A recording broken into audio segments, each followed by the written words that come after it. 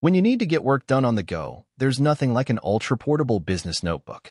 The 12.5-inch Dell Latitude E7250, $1,079 starting price, $1,776 as reviewed, looks and acts the part, with a professional aesthetic.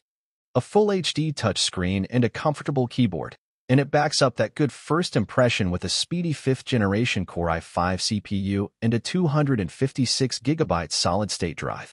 The result is a capable work partner you can take anywhere, with long enough battery life that you can leave the power cord behind. We have some complaints, but overall, the Latitude E7250 is a strong choice. The Dell Latitude E7250 has a subtle, clean aesthetic with a magnesium alloy chassis and lid that scream utilitarian. The woven carbon fiber lid looks classy and professional when closed. When you open it, you're presented with a 12.5-inch 1920x 1080 pixel touchscreen and a backlit keyboard with a comfortable, soft-touch palm rest. This system weighs 3.4 pounds, which makes it heavier than other ultra-portables.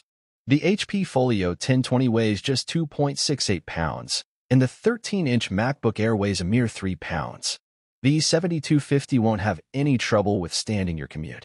Dell claims that its Latitude 7000 series laptops stand up to MILS DD810G testing, the U.S. military testing standard for environmental stresses and equipment durability against drops and impact. For inches or less, the magnesium alloy chassis felt strong in my hands. I wouldn't want to drop it on purpose, but I didn't worry about it being bumped around in my bag on the subway while I brought it to and from the office. The touchscreen features Corning Gorilla Glass, so it should be able to withstand cracking if you drop your briefcase on the ground. Additionally, the keyboard is spill-resistant, up to 6 ounces of liquid, so an errant glass of water or Diet Coke won't disrupt your workday. Security-minded users can get Dell data protection for end-to-end encryption and malware protection preloaded. It promises to protect your data locally, on external drives and in the cloud, using encryption software set up by Office IT managers. Our test unit did not have this software. Fingerprint readers, smart card readers, and NFC are all optional.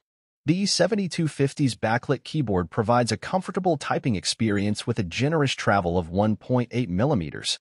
1.5 to 2 millimeters is typical, and 63 grams of required actuation force. More is better. Because of the solid, tactile feel, I averaged my typical 89 words per minute with a 4% error rate on the 10 thumbs typing tutor test. My only quibble is that the bottom row of arrow keys isn't flush with the rest of the keyboard. The 3.9x 2-inch touchpad is a mixed bag. On one hand, the pad features discrete mouse buttons, which are preferable to the built-in buttons that make the pointer jumpy on so many of today's notebooks. However, the surface felt a little slippery, and the pointer occasionally got stuck on the default settings, though turning up its speed helped a great deal. Multi-touch gestures such as pinch to zoom, 3-finger swipe and left swipe for charms worked well, but 2-finger rotate was a challenge.